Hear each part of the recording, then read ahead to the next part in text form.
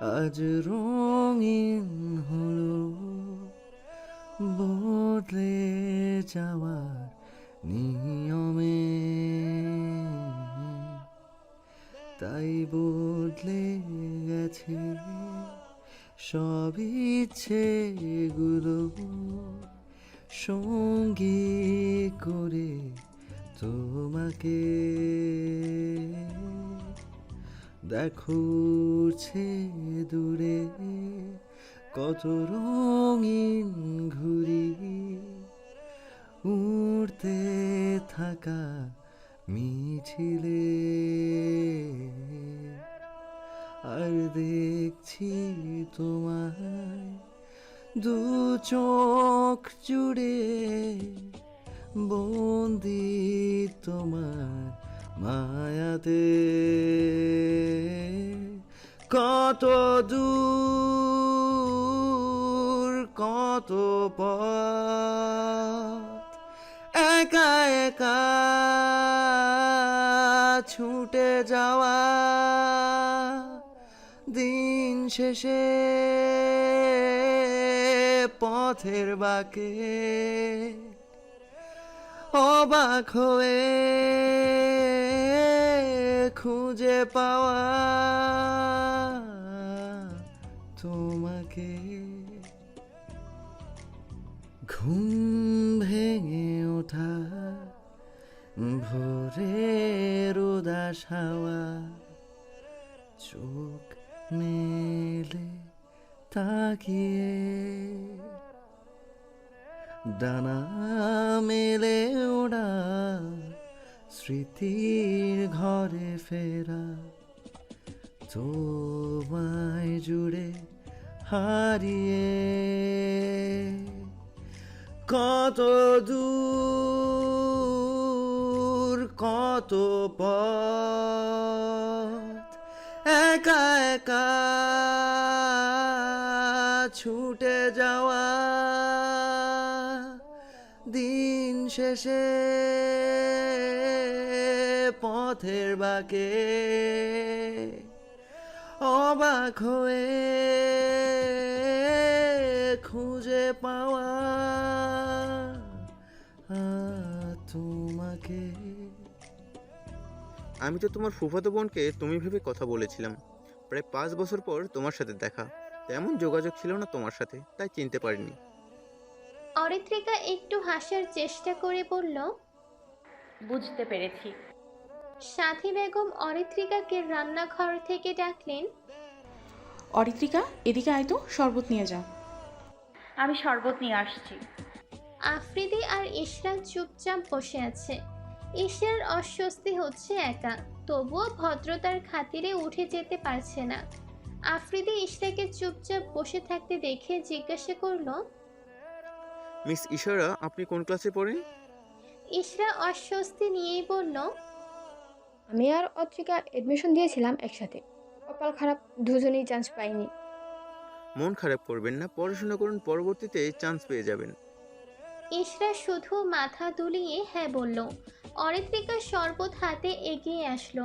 সে টি টেবিলে শরবত আর নাস্তার ট্রেটা রেখে শরবতের গ্লাস আফ্রিদির সামনে এগিয়ে দিয়ে বলল, ভাইয়া, আপনার জন্য শরবত। আফ্রিদির শরবত গ্লাস হাতে নিয়ে বলল, ধন্যবাদ। অরিত্রিকা ইশরাকে এক গ্লাস জুস দিল। সেও এক গ্লাস জুস নিয়ে বসে পড়ল সোফায়। আফ্রিদির শরবতের চুমুক দিয়ে বলল, ফুফির হাতে শরবতের টেস্ট আগের মতোই আছে, অনেক ভালো হয়েছে। মা আসলেই ভালো শরবত বানায়। শারহান সিঁড়ি বেয়ে নামতেই চোখ পড়ল সোফায় বসে থাকা তিনজনের দিকে। ফরমাল লোকে অচেনা যুবককে দেখে ভ্রু কুঁচকে গেল তার। যুবকটি আর অরিত্রিকা হেসে হেসে কথা বলছে, এতে কিছুটা বিরক্ত হলো সে। শারহান কিছু একটা ভেবে কৌতূহল বশত এগিয়ে আসলো তাদের দিকে। আফ্রিদি শারহানকে আসতে দেখে অরিত্রিকাকে জিজ্ঞাসা করলো, অরি, এটাকে চিনলাম না তো। অরিত্রিকা চোখ ঘুরিয়ে পেছনে তাকাতে দেখতে পেল শারহানকে। সে অনেকটা অবাক হলো, আজ যন্ত্রমানব পার্টি অফিসে না গিয়ে বাড়িতে আছে। প্রতিদিন তো এ সময় বাড়িতে দেখাই মিলে না। সে আফ্রিদিকে বলল, আরে তুমি ওনাকে চেনো না? উনি শারহান ভাই, মানে আমার বড় বাবার বড় ছেলে। আফ্রিদি সোফা থেকে দাঁড়িয়ে একটু হেসে বলল, সরি, আসলে চিনতে পারিনি ব্রো। কেমন আছো? শারহান ভদ্রতার খাতিরে গাম্ভীর্য এটেই বলল, আলহামদুলিল্লাহ ভালো। তুমি? আমিও ভালো আছি। বসো ব্রো, আমাদের সাথে নাস্তা করো। ইশরা আর অরিত্রিকা সোফা থেকে উঠে এক পাশে দাঁড়ালো। শারহান আয়েশি ভঙ্গিতে সোফায় গিয়ে বসলো। আফ্রিদির মনে হলো শারহান হয়তো তাকে চিনতে পারেনি, তাই সে বলল, আমায় হয়তো তুমি চিনতে পারোনি। শারহান আফ্রিদির কথা শুনে মৃদু হেসে বলল, আফ্রিদি এহসান, সন অফ ইকবাল এহসান। অরিত্রিকার মামাতো ভাই তুমি। দীর্ঘ 5 বছর যাবৎ কানাডায় ছিলে। ওখানে পড়াশোনা করতে, পড়াশোনা শেষ করে দেশে ফিরেছো। আফ্রিদি বিস্মিত হলো শারহানের কথায়। তার বিস্ময় যেন কাটছেই না, স্তম্ভিত হয়ে রইল সে। শারহানের সাথে তার শেষ দেখা হয়েছিল 8 বছর আগে। তখনও তেমন একটা কথা হয়নি তাদের, অথচ তার সম্পূর্ণ খবর শারহান জানে, আবার মনেও রেখেছে। এতটা তুখর বুদ্ধি সম্পন্ন ব্যক্তি খুব কম দেখেছে সে। সেই তো শারহানকে ঠিকমতো চিনতে পারেনি, অথচ শারহান তাকে চিনে গেল। অরিত্রিকা আর ইশরাও একটু অবাক হয়েছে। শারহান ভাই এক দেখায় বায়োডাটা ধরিয়ে দিল। শারহান, অরিত্রিকা আরও ইশরাকে দাঁড়িয়ে থাকতে দেখে রুষ্ট গলায় বলল, মা তোদের কখন থেকে ডাকছে, অথচ তোরা যাচ্ছিস না। এক্ষুনি যেতে বললো তোদের। অরিত্রিকা শারহানের কথা শুনে অবাক হয়ে বলল, বড় মামাদের কখন ডেকেছে? আমরা তো শুনতে পেলাম না, আর কেনই বা ডাকছে? শারহান খিচে যাওয়া মেজাজ নিয়ে বলল। জানি না, ডেকেছে কেন, শুনে আয়। অরিত্রিকা আর ইশরা আর এক মুহূর্ত দেরি করলো না। তারা আর সেখানে না দাঁড়িয়ে দ্রুত প্রস্থান করলো। আফ্রিদিকে স্তম্ভিত হয়ে বসে থাকতে দেখে শারহান ভ্রু যুগল কুঁচকে বলল, কি হলো, আমার দিকে এভাবে তাকিয়ে আছো কেন? আফ্রিদি একটু নড়ে চড়ে বসে নিজেকে স্বাভাবিক করে বলল, ব্রো, তুমি আমায় 8 বছর পরও কিভাবে চিনলে তাই ভাবছিলাম। আর এক দেখায় আমার বায়োডাটা বলে দিলে। তুখোর বুদ্ধিমান তুমি, নিশ্চয়ই পুলিশের জব করো। শারহান ফিচেল হেসে বলল, পুলিশ হলেই কি তুখোর বুদ্ধিমত্তার মানুষ হয়? আর কেউ হয় না? হয়তো, কিন্তু শারহানের ফোন বেজে উঠেছে। সে আফ্রিদিকে ইশারা করলো কথা না বলার জন্য। আফ্রিদিও চুপ করে গেল। শারহান ফোনটা রিসিভ করে বলল, শারহান ইদায়াত চৌধুরী স্পিকিং। অপর পাশের ব্যক্তিটি কিছু বলতেই শারহান চোখ মুখ শক্ত করে বলল, আমি আসছি। আমার আসার আগে কোনো ঝামেলা করিস না। আমি এসে তারপর ওদের দেখছি। শারহান কথাটা বলেই কল কেটে উঠে দাঁড়ালো। শারহানকে উঠতে দেখে আফ্রিদি বলল, কোথাও যাবে ব্রো? পার্টি অফিসে যাব। আফ্রিদি অবাক হয়ে বলল, তুমি রাজনীতির সাথে যুক্ত? শারহান অবলীলায় বলল, ছাত্র জীবন থেকেই যুক্ত আছি। অরিত্রিকা গ্যারেজের সামনে দাঁড়িয়ে ইশরা, সাদাত আর আফ্রিদির জন্য অপেক্ষা করছে। এখনো আসছে না কেন? দুপুরের পর পদ্মার পাড়ে যাওয়ার প্ল্যান করেছে তারা 4 জন। ইশরা যেতে চাইছিল না, কিন্তু অরিত্রিকা জোর করে নিয়ে যাচ্ছে। না যেতে চাওয়ার কারণটা আফ্রিদি ইশরার অচেনা হওয়ায় যেতে চায়নি। অরিত্রিকা এখনো একটা বিষয় নিয়ে দুপুর থেকে ভেবে যাচ্ছে। শারহান বলেছিল তাকে আর ইশরাকে বড় মা ডাকছে, কিন্তু তারা গিয়ে তানিয়া বেগমকে বলল কেন ডেকেছে। তানিয়া বেগম অবাক হয়ে বলেছিল ডাকেনি তাদের। অরিত্রিকা ভেবে পাচ্ছে না শারহান ভাই তাকে মিথ্যা কেন বলল। সে কখনো শারহানকে মিথ্যা বলতে শুনেনি। এই কাঠফাটা রোদ গরমে অবস্থা শোচনীয় হয়ে গেছে। 3 জন এখনো না আসায় সে আর দাঁড়িয়ে থাকতে না পেরে গ্যারাজের পাশে থাকা একটা চেয়ারে বসলো। এতক্ষণ দাঁড়িয়ে থাকা যায় নাকি? বাড়ির বাহিরে গাড়ির আওয়াজ হতে অরিত্রিকা গেটের দিকে তাকালো। এটা তো শারহান ভাইয়ের গাড়ির আওয়াজ। এত দ্রুত চলে আসলো আজ? মেন গেট দিয়ে শারহানের গাড়ি প্রবেশ করলো চৌধুরী বাড়িতে। গাড়ি এসে থামলো ঠিক গ্যারেজের সামনের দিকটায়। শারহান গাড়ির দরজা খুলে বাহিরে বেরিয়ে আসলো। অরিত্রিকা কালো শার্ট প্যান্ট, কালো ঘড়ি আর কালো জুতা পরিহিত মানুষটির দিকে সরাসরি তাকালো। এই লোকে শারহান ভাইকে অনেক সুন্দর লাগছে তো। তিশা যদি দেখতো শারহান ভাইকে এই অবস্থায়, নিশ্চিত পাগলামি শুরু করে দিত। শার্ট ফোল্ড করা থাকায় হাতের কিছু অংশ দৃশ্যমান। সাদা ব্যান্ডেজের আস্তরণে হাতের তালুর অংশ মোড়ানো। তা খেয়াল করতে অরিত্রিকা আতঙ্কিত হলো। দুপুরেও তো হাতের ব্যান্ডেজ ছিল না। শারহান ভাইকে অ্যাক্সিডেন্ট করেছে, আর কোথাও লাগেনি তো। তার কি হলো সে জানে না। বিচলিত ভঙ্গিতে শারহানের কাছে দৌড়ে চলে গেল। শারহান কারো পায়ের আওয়াজের শব্দ শুনে সামনের দিকে তাকালো। তাকাতেই দেখতে পেল আতঙ্কিত মুখশ্রীতে দৌড়ে আসছে অরিত্রিকা। এমন করে কেন দৌড়ে আসছে তা শারহানের মস্তিষ্ক ধরতে পারল না তখনই। অরিত্রিকা দৌড়ে শারহানের কাছে এসেই সরাসরি হাত ধরে দেখতে লাগলো ক্ষতস্থানটি রক্তে ভিজে লাল হয়ে আছে। সে বিচলিত হয়ে ব্যান্ডেজের স্থান অবলোকন করতে করতে বলল, শারহান ভাই, আপনার হাতে কি হয়েছে? কিভাবে কাটলো এতটা? আর কোথাও ব্যথা পেয়েছেন কি? শারহান অরিত্রিকার হঠাৎ হাত ধরাতে কিঞ্চিত অবাক হলো। সে বিস্ময় নিয়ে তাকালো অরিত্রিকার দিকে। অরিত্রিকা কখনো এমন করেনি আগে। আগেও তো সে এমন আহত অবস্থায় বাড়িতে এসেছে। তখন অরিত্রিকা দূরে দাঁড়িয়ে থাকতো, কাছে এসে দেখতো না। তবে আজ কি হলো এই মেয়ের? সরাসরি তার হাত ছোঁয়ার সাহস দেখানো। একবারও ভাবলো না যদি কিছু বলে সে। অরিত্রিকা শারহানের উত্তর না পেয়ে করুণ স্বরে বলল, কি হলো বলছেন না কেন? কিভাবে এমন হলো? নিশ্চয় আবার রাজনীতি নিয়ে ঝামেলা হয়েছে। এমন কেন আপনি? এত বড় হয়েছেন, নিজের খেয়াল রাখেন না? শারহান বিচলিত ভঙ্গিতে তার হাত দেখতে থাকা অরিত্রিকার দিকে তাকিয়ে শান্ত স্বরে প্রত্যুত্তর করল, আমার তেমন গুরুতর আঘাত লাগেনি, সামান্য লেগেছে। এতটা ভয় পাচ্ছিস কেন বলতো? আগেও তো এর থেকে বেশি আঘাত লেগেছে। তখন তো তোকে এতটা উতলা হতে দেখিনি। দূরে দূরে থেকেছিস। তবে আজ কেন অশান্ত? কেন তোর মন? শারহানের কথাগুলো শ্রবণ হতেই যেন অরিত্রিকার হৃদস্পন্দন থমকে গেল। সে স্তম্ভিত নয়নে শারহানের মুখপানে তাকালো। ভাই, তোমার হাতে কি হয়েছে? কিভাবে কাটলো? সাদাতের কণ্ঠস্বর কর্ণকুহরে প্রবেশ করতে শারহান পাশেই এগিয়ে আসা সাদাতের দিকে তাকালো। দেখলো সাদাত উদ্বিগ্ন হয়ে তার হাতের দিকে তাকিয়ে আছে। অরিত্রিকা যেন অন্য কোথাও হারিয়ে গিয়েছিল। তার সাদাতের কণ্ঠস্বর শুনে খেয়াল করলো সে শারহানের হাত ধরে আছে। এতেই যেন লজ্জায় আড়ষ্ট হলো সে। লজ্জা যেন ঘিরে ধরেছে তাকে।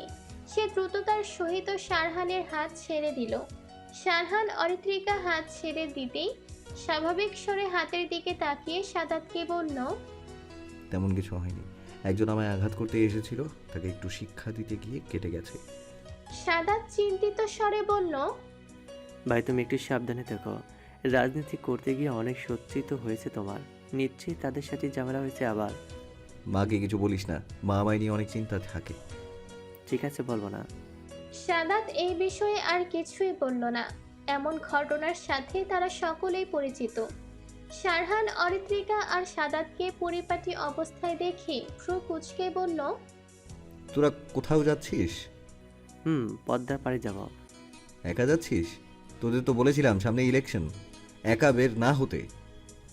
ভাই, আমাদের সাথে আফ্রিদি ভাই যাবে। শারহান আফ্রিদির কথা শুনে কিছুটা চিন্তিত হলো। আফ্রিদিকে সে 8 বছর আগে দেখেছে। তারা তেমন পরিচিতও নয়। অরিত্রিকা যাচ্ছে, তাহলে নিশ্চয়ই ইশরাও যাবে।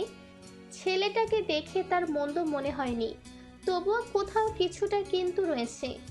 শারহান অরিত্রিকার দিকে তাকিয়ে কিছুক্ষণ মৌন থেকে বলে উঠল, সাবধানে যাবি, অরিত্রিকা আর ইশরাকে দেখে রাখিস। ঠিক আছে। আফ্রিদি গাড়ি নিতে আসতে শারহানকে গ্যারেজের সামনে দাঁড়িয়ে থাকতে দেখে উচ্ছ্বসিত হয়ে বলল, আরে ব্রো, তুমি চলে এসেছো, চলো আমাদের সাথে, একসাথে অনেক মজা হবে। শারহান আফ্রিদির কথা শুনে বলল, আমার সময় হবে না, তোমরা যাও। ওদের নিয়ে যাচ্ছ, সাবধানে গাড়ি চালাবে। দেখে রেখো, সামনে ইলেকশন, বুঝতেই তো পারছো উত্তপ্ত পরিস্থিতি চারদিকে। আফ্রিদি শারহানের হাতের ব্যান্ডেজ খেয়াল করে আতঙ্কগ্রস্ত হয়ে বলল, ঠিক আছে ব্রো, ওই নিয়ে চিন্তা করো না, কিন্তু তোমার হাতে কি হয়েছে? শারহান হাত উঁচিয়ে পর্যবেক্ষণ করে বলল, একটু কেটে গেছে, চিন্তা করো না, সাবধানে যেও। অরিত্রিকার এখন ঘুরতে যেতে ইচ্ছে করছে। শারহানের হাতের এমন অবস্থা দেখে তার মনটাই খারাপ হয়ে গেছে। এর আগেও এমন অনেকবার আহত হয়ে এসেছে বাড়িতে। এখন শারহানের থেকে অনেকটা দূরত্ব বজায় রেখে চলতো, কথাও বলতো না। আহত অবস্থায় দেখলে দূর থেকে দেখতো, কাছে যাওয়ার সাহস তার হয়নি। তবে আজ তার কি হয়েছিল নিজেও জানে না, হাত ছোঁয়ার সাহস দেখিয়েছে সে। শারহান ভাই যদি এটা নিয়ে কিছু বলে তখন কি হবে? আবারও অপমান করবে? তার ভালো লাগছে না এসব। শারহান আর আফ্রিদির কথোপকথনের মাঝে অরিত্রিকা বলে উঠল, আমি যাব না ঘুমাতে। অরিত্রিকার কথাটা শুনে শারহান সতৃষ্ণ দৃষ্টিতে তাকালো অরিত্রিকার দিকে। অরিত্রিকার মুখশ্রী মলিন হয়ে আছে, দৃষ্টি নিচু। সাদাত আশ্চর্যিত হয়ে বলল, তুই দুপুর থেকে যাওয়ার জন্য নাচতেছিলি, এখন যাবি না কেন? আমার শরীরটা ভালো লাগছে না, তোরা গিয়ে ঘুরে আয়। আফ্রিদিও সাদাতের সাথে তাল মিলিয়ে বলল, অরি, তুমি তো অনেক এক্সাইটেড ছিলে, এখন যেতে চাচ্ছ না? তোমার ফুফাতো বোন তো যাবে আমাদের সাথে, তুমি যদি না যাও বিষয়টা খারাপ দেখায়। শারহানের মনে হলো অরিত্রিকা মিথ্যে বলছে। সে গম্ভীর স্বরে জানতে চাইল, কি হয়েছে তোর? আমি তো দেখতে পাচ্ছি তুই সুস্থ আছিস, যেতে কেন যাচ্ছিস না? অরিত্রিকা শারহানের দিকে তাকিয়ে দৃষ্টি ফেলল হাতের ব্যান্ডেজের দিকে। দৃষ্টি সেখানে স্থির রেখে ধীরে বলল, শরীরটা দুর্বল লাগছে, আমি যেতে পারবো না। শারহান অরিত্রিকার দৃষ্টি অনুসরণ করে নিজের হাতের দিকে তাকালো। রক্তে জবজব হয়ে গেছে স্থানটি। অরিত্রিকার শুকনো মুখে পুরুষালী বলিষ্ঠ হাতে রক্তে রঞ্জিত স্থানটি অবলোকন করতে ব্যস্ত। শারহানের তীক্ষ্ণ মস্তিষ্ক সহজেই কারণটা ধরে ফেলল। সে বুঝল তার হাতের এমন অবস্থা দেখে অরিত্রিকার খারাপ লাগছে, এর জন্যই হয়তো যেতে চাইছে না। অরিত্রিকার এহেন ব্যবহারে অতীব আশ্চর্য হচ্ছে সে। মেয়েটির আজ কি হলো? এমন আজব ব্যবহার কেন করছে? টিনেজারের মেয়েদের মনে কখন কি চলে বোঝা মুশকিল। সে অরিত্রিকাকে আদেশটা কণ্ঠে বলল, ঘুরে আয়, মাইন্ড ফ্রেশ হবে। এরপরে কিন্তু এমন সুযোগ পাবি না। কিছুদিন পর অ্যাডমিশন, ভুলে গেছিস? অরিত্রিকা শারহানের চোখের দিকে সরাসরি দৃষ্টি ফেলল। শারহান ইশারা করলো যাওয়ার জন্য। অরিত্রিকা আর অমান্য করলো না। এবার সে মুখ গোমরা করেই বলল, ঠিক আছে, আমি যাব। শারহান অরিত্রিকাকে বলল, আমি ভেতরে যাচ্ছি, কোনো সমস্যা হলে কল দিস। অরিত্রিকা শুধু মাথা নাড়ালো, মানে ঠিক আছে। শারহান আর সেখানে না দাঁড়িয়ে ব্যস্ত ভঙ্গিতে প্রস্থান করলো। চৌধুরী বাড়ি থেকে খবর এসেছে আজ। আজমল চৌধুরী সাফ জানিয়ে দিয়েছে তিনি মেয়ে বিয়ে দেবে না তোমার সাথে। নিশাদ মাত্রই পানির গ্লাসটা হাতে নিয়েছিল খাওয়ার জন্য। সে সময় বাবার মুখে বিয়ে ভাঙার কথা শুনে রাগে জিদে হাতে থাকা পানির গ্লাস মেঝেতে আছড়ে ফেলল। গ্লাসটি ভেঙে কাচের টুকরোগুলো পুরো মেঝে ছড়িয়ে পড়েছে। মেঝে পানিতে ভেসে গেল। হামিদ সাহেব ছেলের হঠাৎ এহেন কাণ্ডে হকচকিয়ে গেলেন। তিনি স্তব্ধ হয়ে নিশাদের রুমের এক পাশে দাঁড়ালেন। নিশাদ বিছানায় বসে ফুঁসছে, রাগে তার শরীর থর থর করে কাঁপছে। আজমল চৌধুরীকে পেলে এই মুহূর্তে খুন করত সে। তার আগে খুন করত ওই শারহানকে। সে সুস্থ থাকলে এতক্ষণে চৌধুরী বাড়িতে গিয়ে তাণ্ডব চালাতো।